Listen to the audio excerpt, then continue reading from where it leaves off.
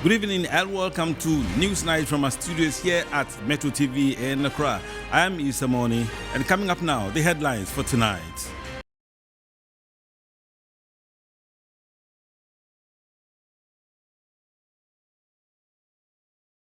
And tonight, the National Democratic Congress has suspended election in the Tamale Central constituency after ballot papers and boxes were destroyed by some angry youth. We will go over to the region and speak with our man there.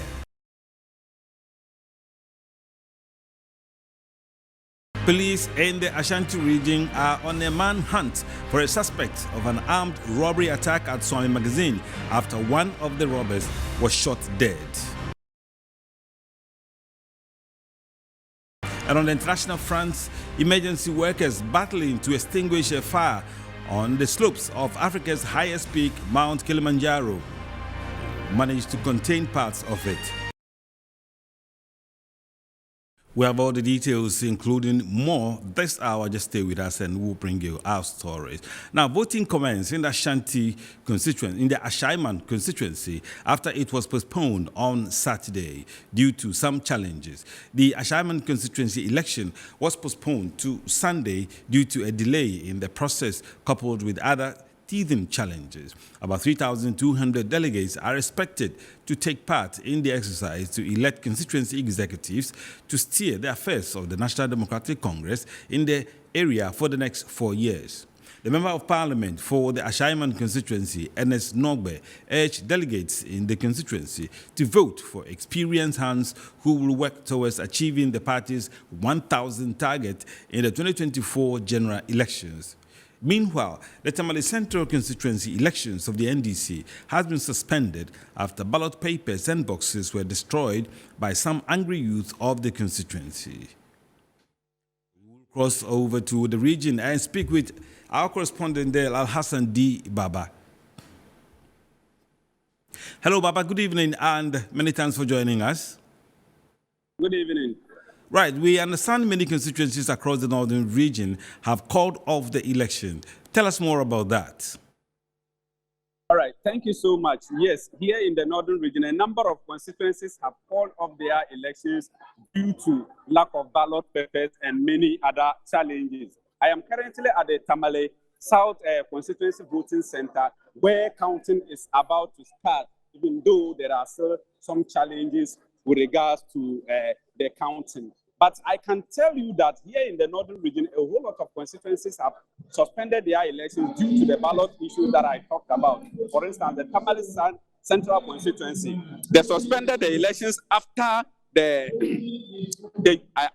some angry youth from the constituency vandalized the ballot boxes and they destroyed the ballot papers because, according to them, there weren't serial numbers on the ballot papers and many other challenges. At the Kumbungu constituency, ballot papers were not, the party was not able to provide accurate ballot papers for the voting to kickstart. For that matter, the election was also suspended in the Kumbungu constituency. And in the Tolong constituency, as we speak, voting is ongoing after people protested of inaccurate ballot papers in that constituency as well. But I can tell you that since I have started monitoring elections in the region, this is one of the worst elections that the NDC has conducted so far, because a whole lot of challenges, 30 challenges that the party could have just solved within a twinkle of an eye, the party was not able to do it. But so what is happening within the NDC currently is not something that they should be proud of, because what people were expecting them to do, they are not actually doing it. So I think leadership of the party should sit up with this kind of elections that they are organizing within the region. You can imagine that there wasn't a ballot booklet for any constituency. They just go, print papers, and come and start the voting. Currently, at the Tamale South constituency, counting had to stop because 10 people who could not get ballot papers, they had to go to town, print ballot papers, and come and give to them to vote before the counting can start. So the challenges of NDC's elections within the northern region is very huge, and I think they should work on it.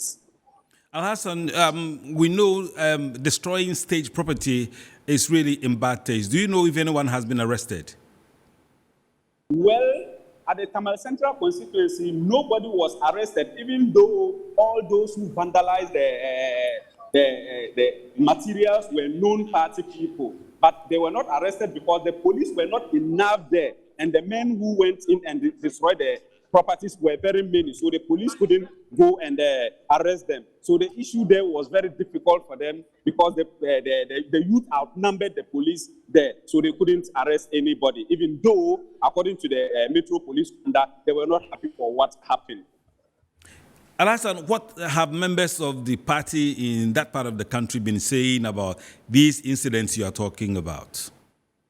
This is where the challenge is. We called on the regional election director, and he never answered his call. I called the regional secretary and informed him about the situation, and according to him, he ran through a whole lot of constituencies today. So those constituencies we are talking about were being handled by some people, but those people, according to him, he suspects were not able to live up to expectation. Currently, counting is ongoing at the Sapulgo constituency, Tamale North constituency, where the regional secretary handled it himself. But the rest of the constituencies were handled by other regional executives. But seriously, according to my expectation, they have failed. All right. So, Alhassan, we're grateful for this report. What we don't know is if you have some more to share with us on this story. If you don't have right now, we thank you for bringing us an update on that story.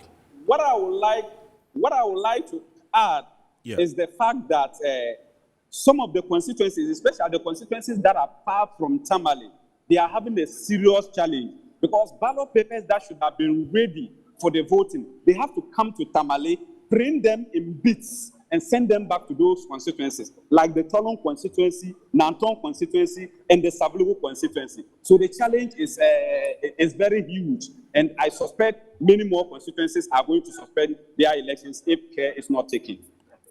Alhassan Dibaba, our correspondent in the Northern region, bringing us to speed on what's been going on in the NDC national executive elections in that part of the country. To other stories now, and 2 persons have been arrested at Kasoa for carrying weapons at the venue of the ongoing constituency elections. The 2 persons had in their possession knives and other weapons. Central Regional Correspondent Akwesiado joins me via Zoom for more on this development. Hello.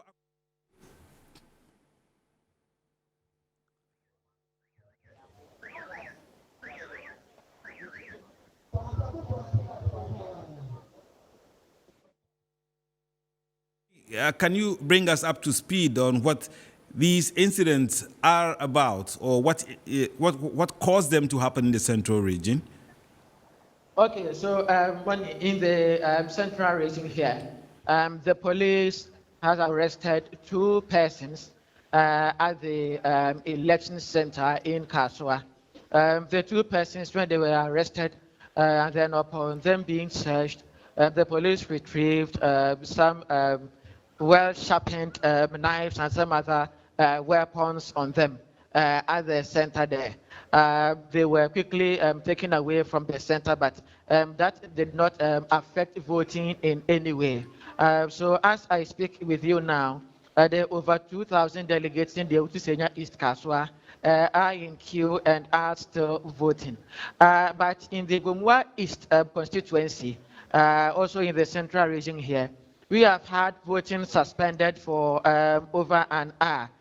This is as a result of light issues. You know, the venue that was acquired for these elections is a school, but the school doesn't have lighting system in the outside compound, and so when dusk began to fall, some persons started raising questions, and then authorities decided to suspend the elections until light is being provided here. As I speak now, they are still dealing with that challenge, but voting has actually been suspended, and then they are causing delegates to be very angry as a result of the situation.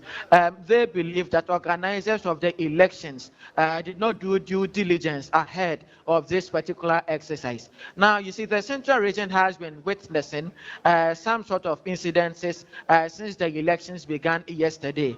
And then, just as I mentioned yesterday, it is appearing to be that this happens to be the most poorest internal elections to be organized by the NDC, because we've been having issues with balloting.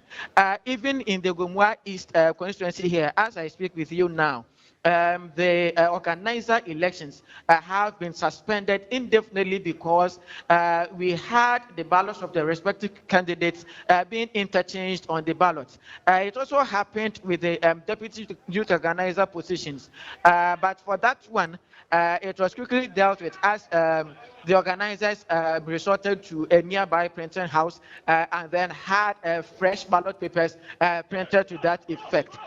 We've had that particular challenge in most of the constituencies here in the central region. Akwesi, let's focus on the people who have been arrested or those who are causing the commotion. Do you know if the police will prosecute them or they are going to be freed? Okay, so the police has not been able to mention exactly what they intend doing to those people. But as I do know, is that they were taken away from the venue, and I'm sure that by now they may be in police custody.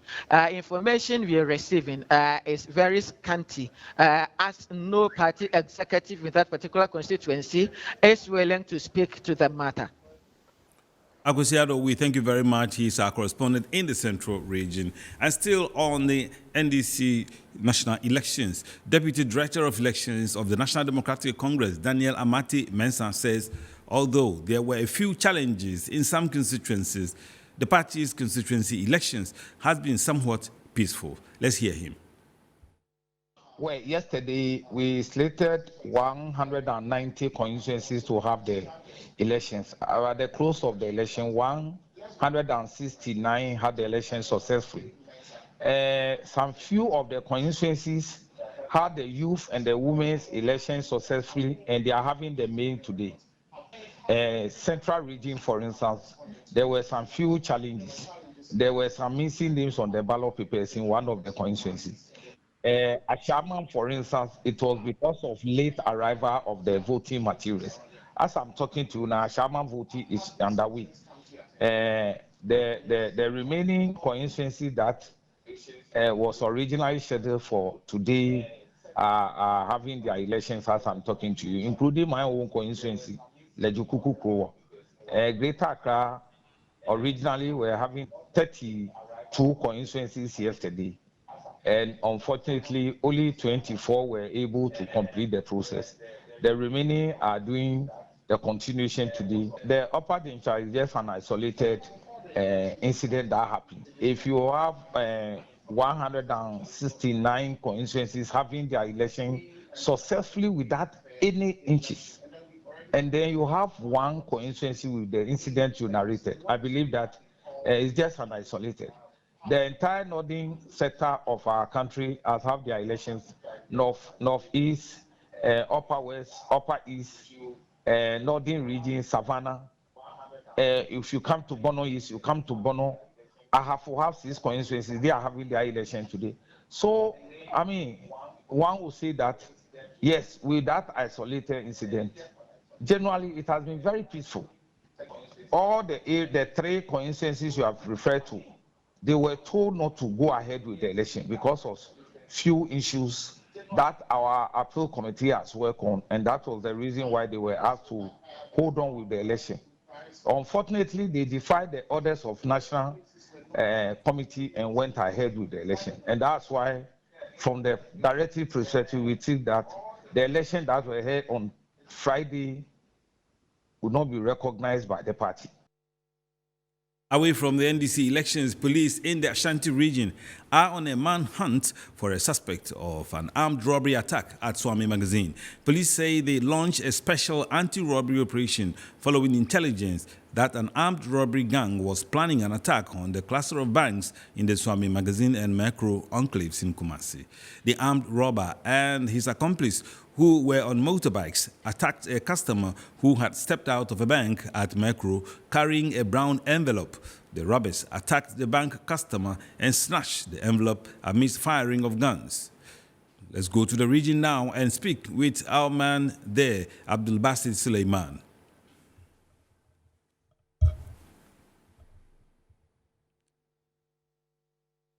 Right, Abdul Basit is on Zoom with us now. Basit, what else have you picked up about this armed robbery incident? Yeah, the Ashanti Regional Police Command have appealed to the residents of Kumasi, particularly health centers and other herbal centers, to be on the lookout for any suspected person who will come with a gunshot wound, to report the person to the police, because the incident of robbery which occurred at some magazine, the police are looking up for the other suspects who bolted away. You know, the incident occurred on Friday, and the one customer went to the Fidelity Bank to cash money. On coming out of the bank, they snatched the envelope that bolted away. Meanwhile, the police have also picked intelligence of what the armed robbers have planned doing at the place. So the police has also mounted a strategy to battle with these armed robbers. Fortunately for the police, and all, the police met the armed robbers and they started firing with each other. Unfortunately, one of the robbers was shot together with the police personnel, but when the two of them were carried to the hospital, unfortunately the armed robber passed on, but the police sustained some kind of gun wound, and he is still at the hospital receiving treatment. But the body of the suspected armed robber has been deposited at the morgue for autopsy, identification, and preservation. But as I speak with you now, the police has seriously mounted a search for the accomplices of these armed robbers, and they are appealing to all in the region to be on the lookout for these suspected robbers. You know, most of the time, these suspected robbers have their own plan, which is always ahead of the security in terms of going for a robbery incident like this, because Swami Magazine is a very populated area, and most of the time one will wonder how come these robbers were able to maneuver their way and bolted away with this unspecified amount of money at the bank. You know, there is a cluster of banks along the main road of Swami. Okay, we thank you very much. Abdul Basit Suleiman from the Shanti region. We will be coming back for more as soon as developments come out for Newsnight on Metro TV. And I say, the welfare of the voter, the welfare and the well-being of the voter in India. Now, Commander in Chief, and that's what we for.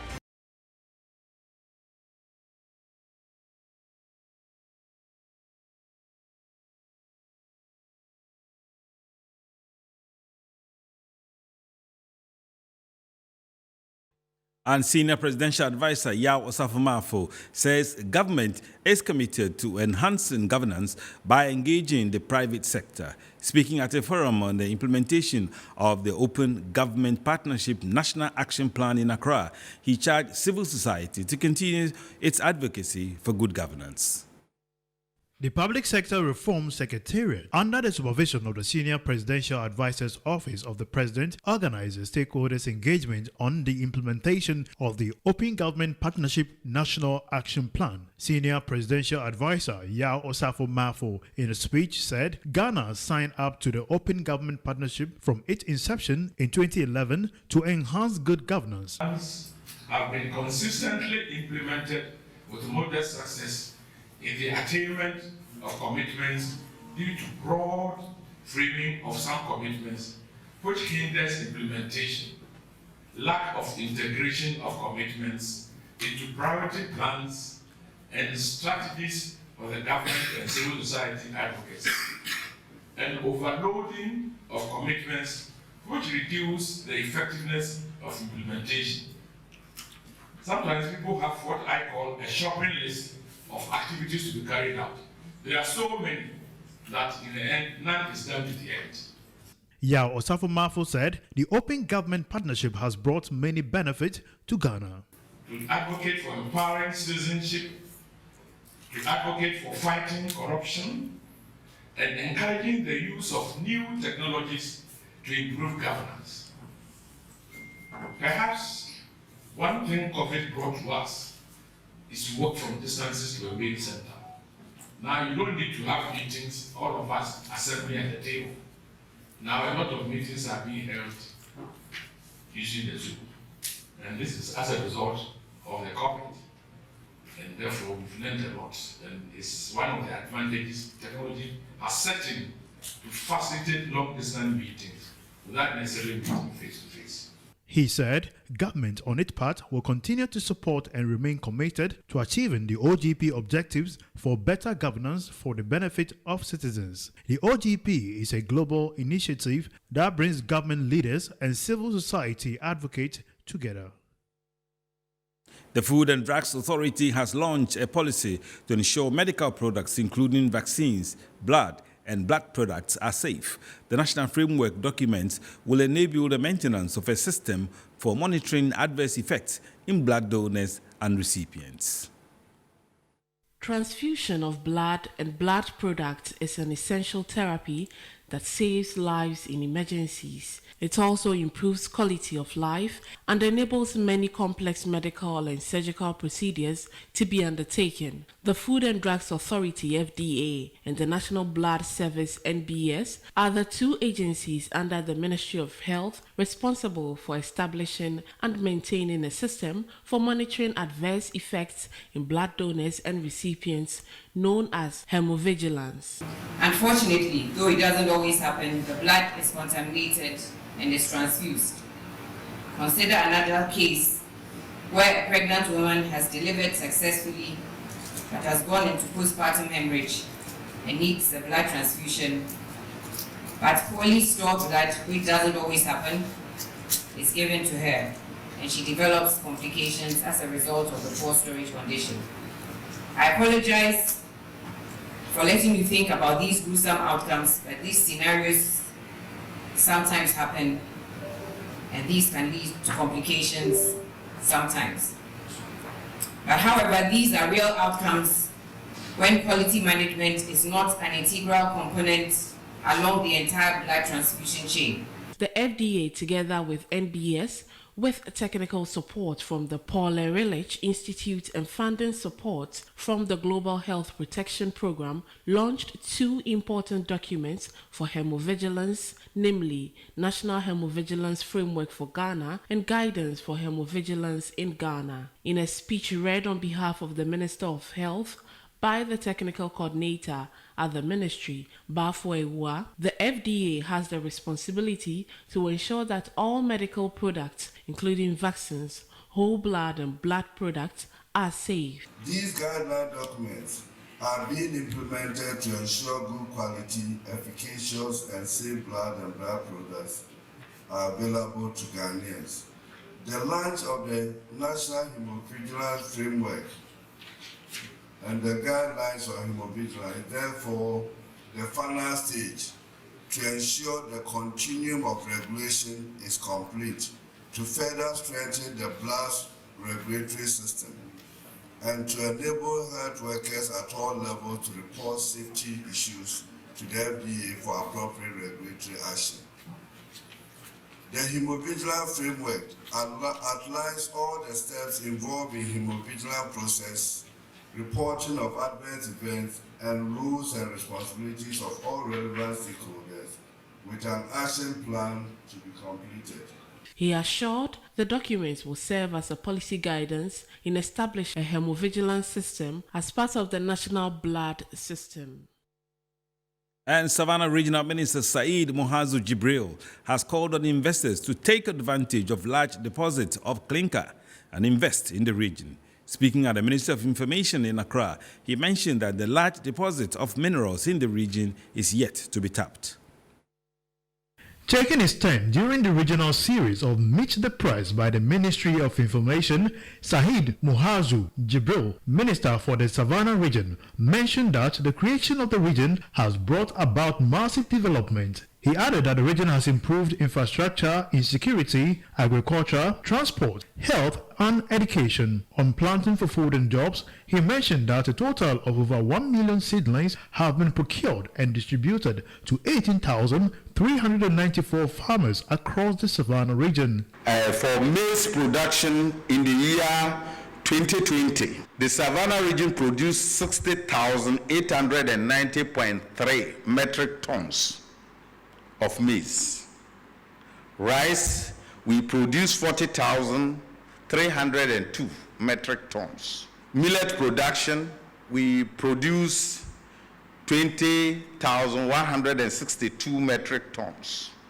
And sorghum, we produce 31,548. He touched on education in the region. All our secondary schools, 12 public ones. In 2018, the pass rate was 0.94%.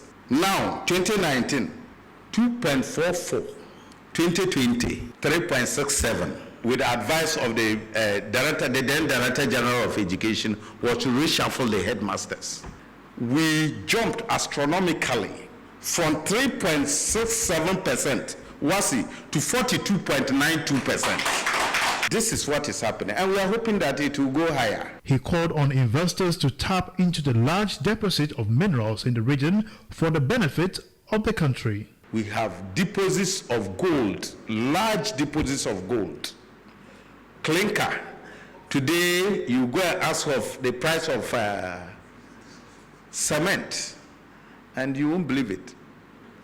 We have the raw material lying in Bupe at whatever quantity. As I speak, clinker is being exported from Ghana and from Savannah region to Burkina Faso.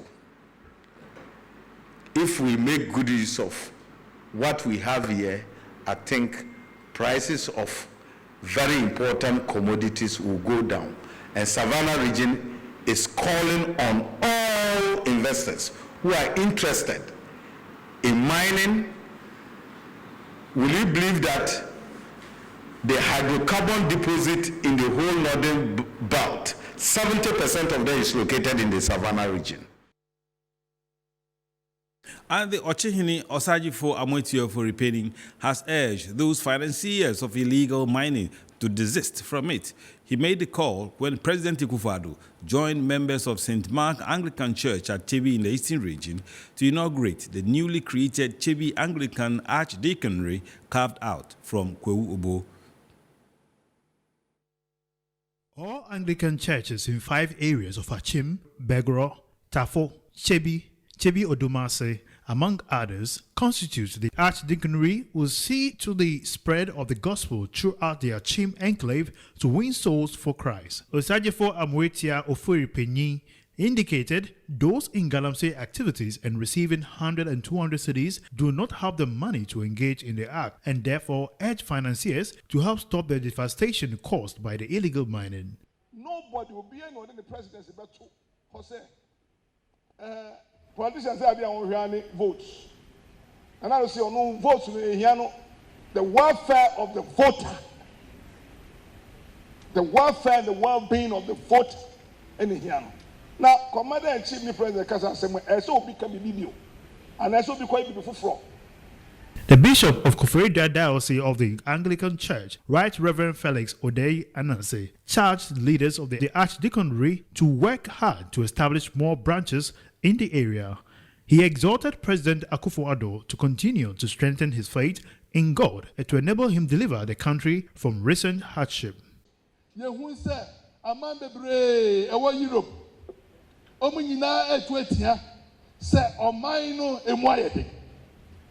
Sa amayina watumpong womu inyuma kesi womu kura esu ehwamade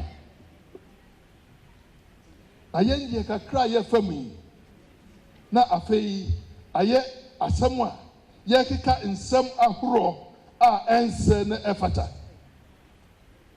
miniano moma ye gidie wo onyankopon mu ye gidie wo Awurade mu na yesi ye e Christopher dia yenko yenkodwo danyim ye mompaye na yensu mfre ye nyankopon se nyame ɔmma ɔmanpanyin ne n'aboafoɔ akwankyerɛ na ɔmfa nsesa nneɛma mfama yɛn. Addressing the congregant, President Nana Addo Dankwa Akufo-Addo urged Ghanaians to continue to trust in his government as he will soon deliver the country from its woes.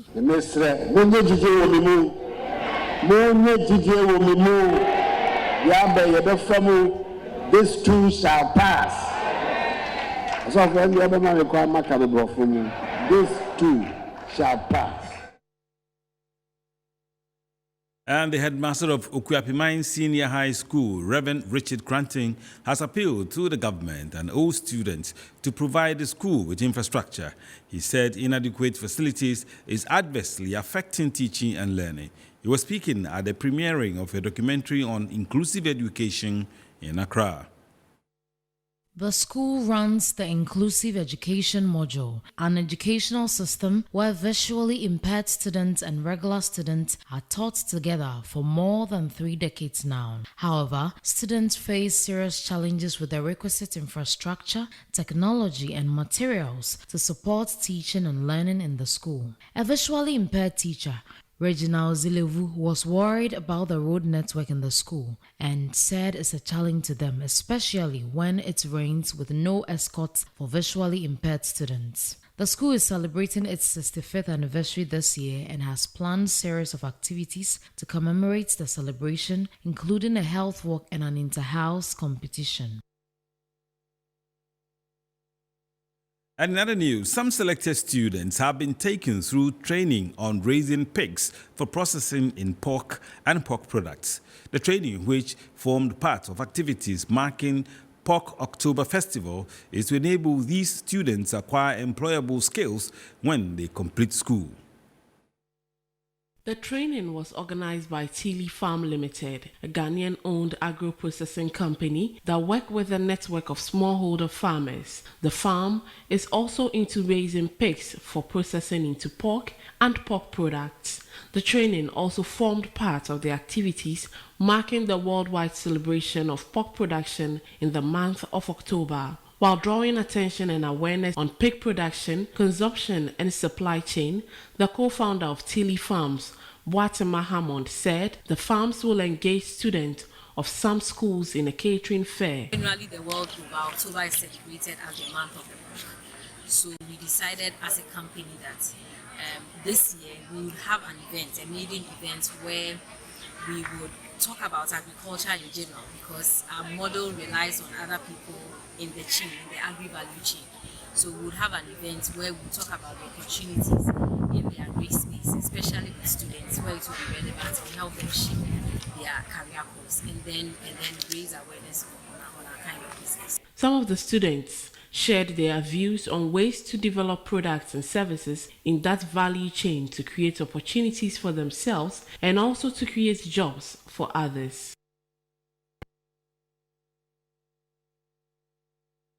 And the Ghana Institute of Procurement and Supply is calling for a procurement practicing bill to be passed into law.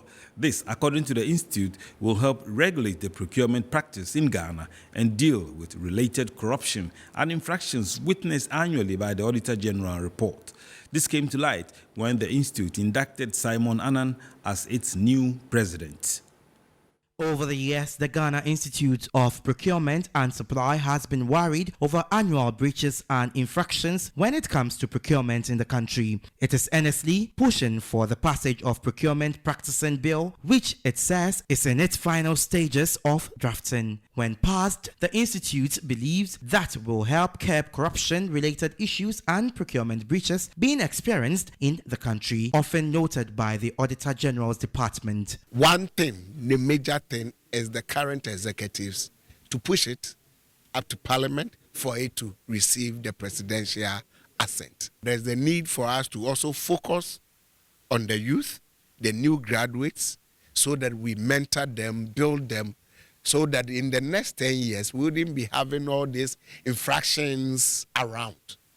Because we need to catch them young, develop them, push to them the ethical behavior and how we practice our procurement across. The Institute's new president, Simon Anand, says together with his colleague executives, they will champion the procurement practicing bill into law. The procurement bill, which is at the drafting stage, will soon be moved into Parliament for Parliament to help us pass it. And when that bill is passed, then it will help us to curb some of these infractions. I will call them infractions because when you look at the Auditor General's report, there are a lot of procurement infractions. Some of them are not really corruption, but the procedural or administrative errors. And this calls for an institute which is backed by the act or the law and ensuring that the members are well trained, well certified, and well capacitated to understand some of these administrative errors and be able to correct it going forward. Yeah.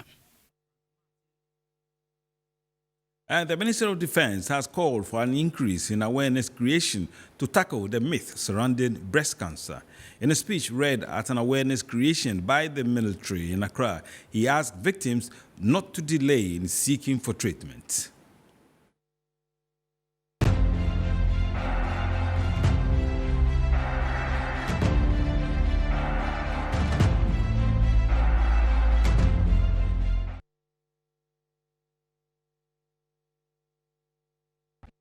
Breast Cancer Awareness Month is proudly brought to you by Reflux Sanitary Pad and Baby Pull-Up Diaper and Give Us Floor and WC Clean. October has been designated as Breast Cancer Awareness Month. The month is set aside to create awareness and get victims to seek early treatment. The military were not left out of the drive to create awareness on breast cancer. There was a health walk at the Douala Medical Center at Burma Camp. A speech read on behalf of the Minister for Defense, Dominic Nitiu, encouraged all to seek attention in dealing with the disease. The Ghana Armed Forces, the medical departments, and the Douala Medical Station in particular have also taken the opportunity to commemorate the man of the top on one of the most critical health issues impacting the lives of women and some men around the globe. The theme for the talk today is early detection is key. That is the theme selected by the Douala Medical Station. This is a well-chosen theme to emphasize that indeed, with breast cancer, early detection saves life. He encouraged men and women to get enough information on the disease and asked them to go for checkups regularly. The event, which was held on the theme Early Detection Was Key, was aimed at sensitizing women within the Burma camp and surrounding areas on the need for early breast screening.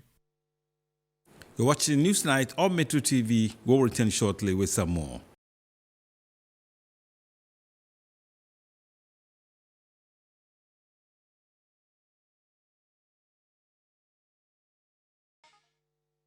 Business part of life on Newsnight. The government has affirmed its commitment to reaching a staff-level agreement with the International Monetary Fund by the end of 2022. According to the Minister for Food and Agriculture, Dr. Wusu Efiri-Akoto, the expected $1 million syndicated loan, together with IMF monies, will see the economy returning back to stable levels in the short to medium term.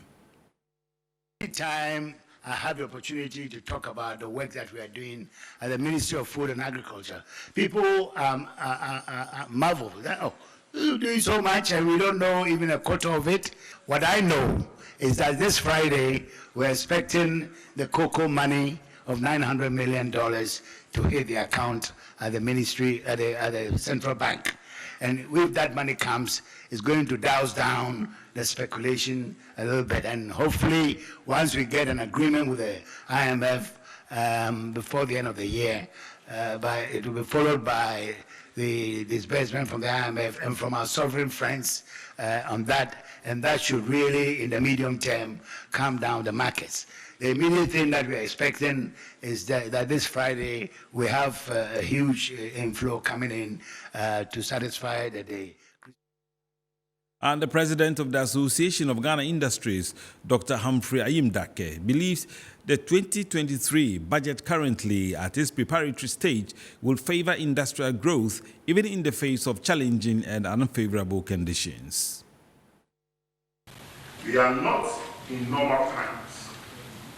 Trade vulnerabilities, capital flight, productivity concerns in the space of our industrial agenda has become a theme of concern, depriving government of relevant revenue to balance its books and to create the needed jobs and structural and infrastructural activities for our common good.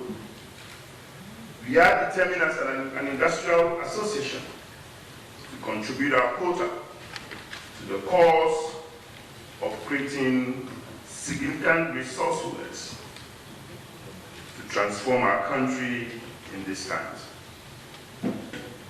That the next cabinet retreat meeting that will plan the budget for 2023 is our wish that will give you copious notes from this gathering and you present it on our behalf to the President and to Cabinet. That there are some concerns we believe if they are tweaked a little, together we will sail out of these stormy waters and in 2023, irrespective of the gloomy picture painted by these rating agencies, of other partners, donor partners, with the resilience of the Ghanaian and of the entrepreneur, where we belong, where there's a lot of hard work, which is the real economy. We will support your costs, your production space that you increase, that which is needed to complement it to create more businesses and more jobs.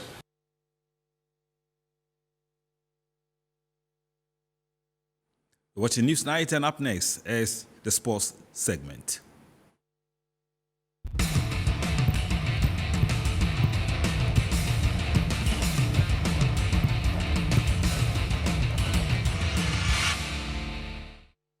And in sports, where better to begin? The Black Stars. Ghana is seeking the face of the creator ahead of the World Cup in Qatar. The Black Stars have, among other things, called up a host of players, switched formation, and also changed coaches. The government of Ghana and the country's football governing body have decided to seek the face of God 1 month before the tournament in Qatar gets underway. 2 national days of prayer and fasting have been announced in the country, with the Muslim population participating on Friday before Christians followed on Sunday. Whether it can help the Black Star squad remains to be seen, with Ghana heading to the finals as the lowest ranked of the 32 teams at 61st in the world. The 4-time African champions will face Portugal and South Korea in Group H before a group grudge match against Uruguay, who knocked Ghana out in the quarterfinals in 2010.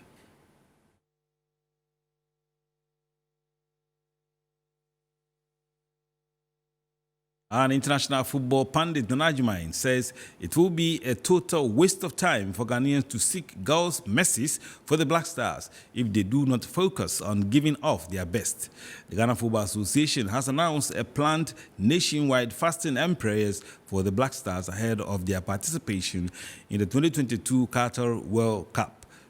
This is Nana Jumain believes is unnecessary. Am I supposed to fast for players who are earning 100,000? Well, am I supposed to fast for players who are earning $100,000 a week and eating a full 3 square meals when I can only afford 2 under the current crisis that we're facing? I doubt it, my brother. I can't see this as a pragmatic way forward.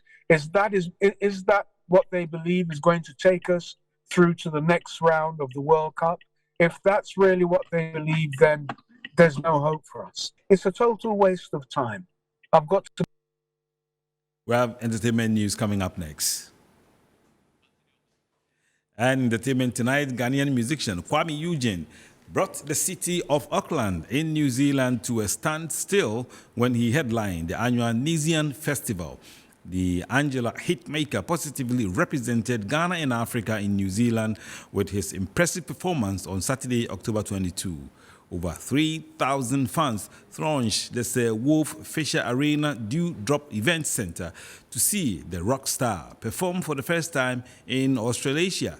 Kwame Eugene, together with DJ Vyroski, thrilled patrons to hit tunes like Boom Bang Bang, Angela, Killing Me Softly, Dollar on You, Take Away, and other bangers. The reception from the crowd during the singer's performance was so exhilarating that Kwame Eugene was moved to perform an unreleased song. Other performances on the Nigerian festival stage were Tomorrow People, Fee Joint Productions, Victor J. Sefu, Swiss Entry, and Way No. So the city of Christchurch is the next stop for Kwame Eugene's Australasia tour.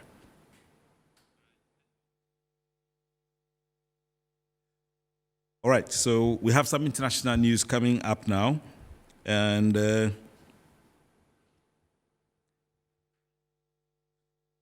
we're having difficulties with our equipment now, so we may not be able to bring you the international news as we announced. But let's see what's the emergency workers battling to extinguish a fire on the slopes of Africa's highest peak, Mount Kilimanjaro, and they have managed to contain parts of it. There'll be full details of that story in subsequent news bulletins.